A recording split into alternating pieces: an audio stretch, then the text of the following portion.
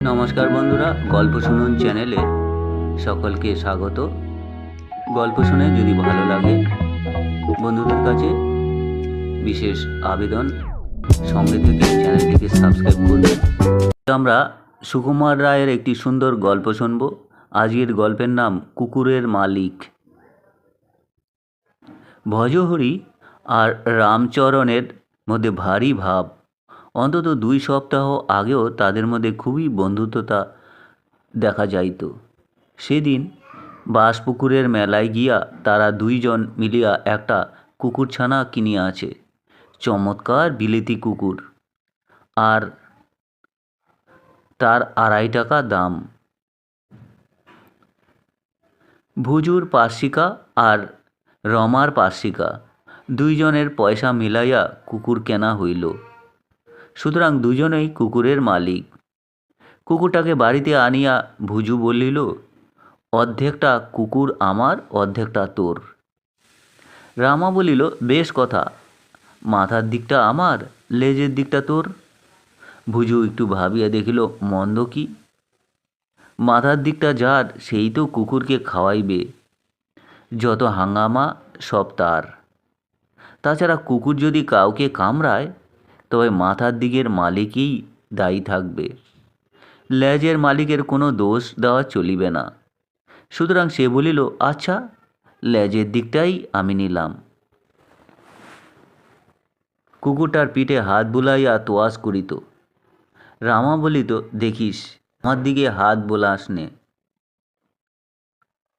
ভুজু বলিত, খবরদার এদিকে হাত আনিস নে।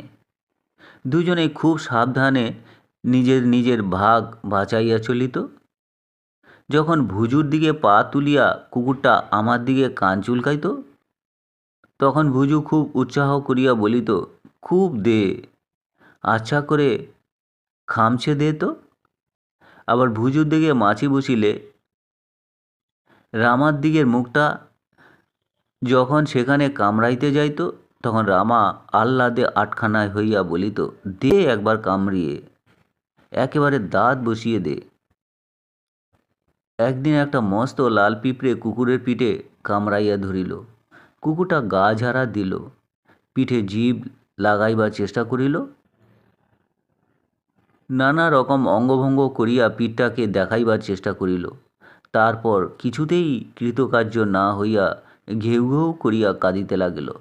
তখন 2 জনে মিলিয়া বিষম তর্ক করিতে লাগিল, কার ভাগে কামড় পড়িয়াছে। এ বলে, তোর দিকে পিঁপড়ে লেগেছে, তুই ফেলবি। ও বলে, আমার বইই গেছে পিঁপড়ে ফেলতে। তোর দিকে কাজে, সে তুই বুঝবি। সেদিন 2 জনে প্রায় কথাবার্তা বন্ধ হইবার জোগাড়। তারপর একদিন কুকুরের কি খেয়াল চাপিল যে তাহার নিজের ল্যাজটা লইয়া খেলা আরম্ভ করিতে লাগিল। নেহাত কুকুরের খেলা, তার আর না আছে অর্থ, না আছে কিছু। সে ধনুকের মতো একপাশে বাঁকা হইয়া ল্যাজটার দিকে তাকাইয়া দেখে, আর একটু একটু করিয়া লেজ নাড়ে।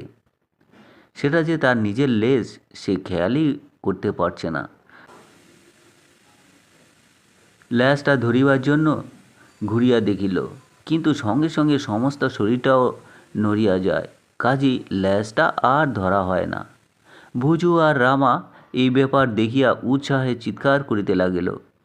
সে ভুজুর ল্যাজকে তাড়া করাইতেছে, আর ভুজুর ভারী উৎসাহ যে তার ল্যাজ রামার মুখে ফাঁকি দিয়া নাকাল করিতেছে। 2 জনের চিৎকারের জন্যই হোক কি নিজেদের বোকামির জন্যই হোক,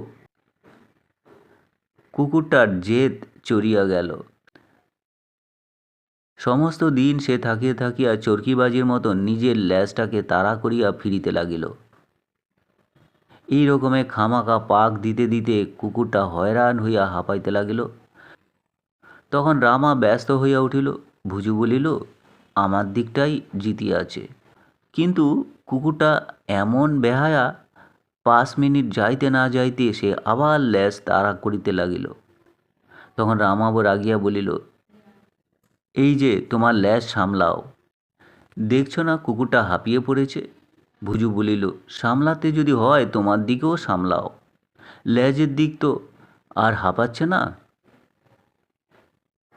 রামা ততক্ষণে রীতিমতো চটিয়া আছে। সে কুকুরের পেছনে পেছনে গিয়া ধাই করিয়া একটা লাথি লাগাইয়া দিল। ভুজু বলিল, তবে রে, আমার দিকে লাথি মারলি কেন? এই বলিয়া সে কুকুরের মাথায়, ঘাড়ে, কানে চটপট কয়েকটা চাটি লাগাইয়া দিল।